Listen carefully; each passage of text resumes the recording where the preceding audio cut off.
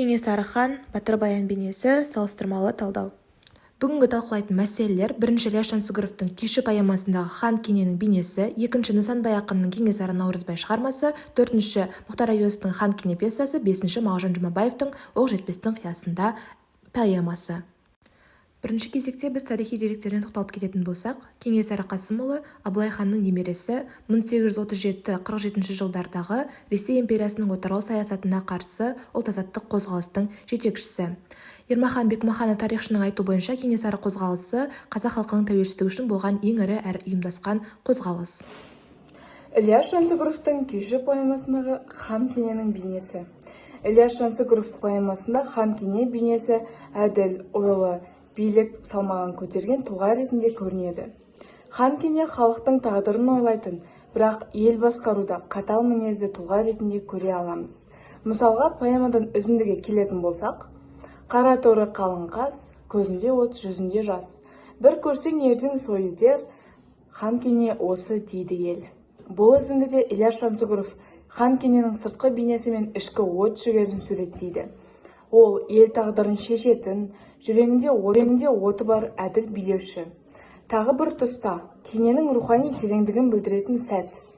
Бұл жерде поэманың үзіндіге қайттан келетін болсақ: күй тартылды, ханның жүзі бір тұңғиыққа түсті. Күйдің іші ел, жер, еркіндік үні еді. Осы үзінді кененің халық мұңын түсіне алатын, өнерді қадірлейтін рухани билік адам екенін көрсетеді.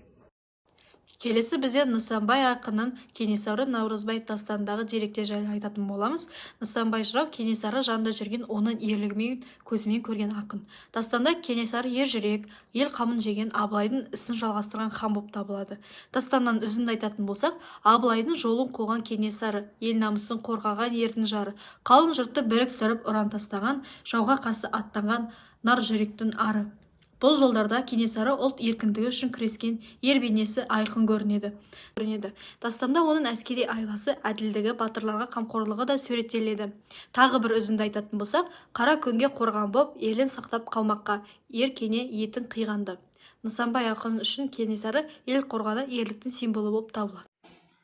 Мұхтар Әуезовтің хан кене пьесасында Мұхтар Әуезов хан кенені тарихи тұлға әрі адамдық болмысы күрделі кейіпкер ретінде көрсетеді. Шығармадағы Кенесары хан заманның қаталдығы мен қарама-қайшылықтарынан жалғыз қалған кейіпкер.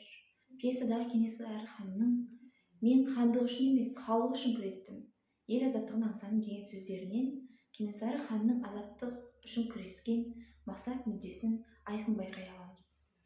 Келесі бізде Мағжан Жұмабаевтың Кенесары хан тақырыбы. Мағжан Жұмабаев Кенесары хан туралы арнайы бір поэма жазбаса да, оның көптеген өлеңдерінен, мақалаларынан Кенесарының ерлік рухы мен ұлт азаттығы идеясы кеңінен көрініс тапқан. Мағжан Жұмабаевтың 1923 жылы жазылған Шолпан журналында жарияланған мақаласында Кенесары халықтың соңғы ханы, елдік идеяның соңғы өкілі деп бағалап кеткен болатын. Онда ол Кенесарыны Абылайдың ұлы мұратын жалғастырушы, отаршылдыққа қарсы күрескер деп атап көрсеткен болатын. Бұл журнал бізде 1923 жылы жазылды. Келесі Оқжетпестің қиясында поэмасы. Бұл поэма эпикалық сипаты бар, бір тарихи оқиғамен тоқсатын, ұлттық сана мен тәуелсіздік идеяларын көтеретін шығарма. Мағжан Кенесарыны тек тарихи тұлға емес, еркіндіктің, намыстың, рухтың символы ретінде бейнелеп көрсеткен болатын. Мысал келтіретін болсақ: кенем жоқ, ер Наурызбай елім еңірер, ер тумай ма кенедей елді сүйер. Яғни біз осы өлең шумақтарынан ақынның кененің ерлігін, сағынышын, елге алаңдаумен жырлағанын байқай аламыз.